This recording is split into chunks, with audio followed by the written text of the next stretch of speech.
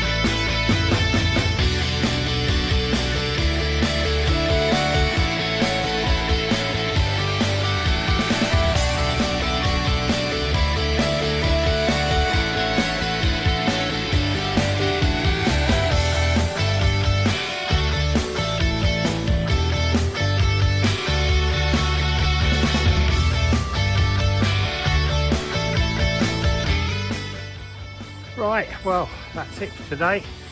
That's the panel in, all the trims on around the edge and the window in.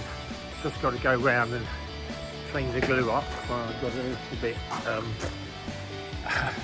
over enthusiastic with the glue, but I'll clean that up when it's fully dry.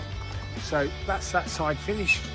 Now I've just got to put the inside all back together, and then we can carry on from where I was, which was assembling the inside.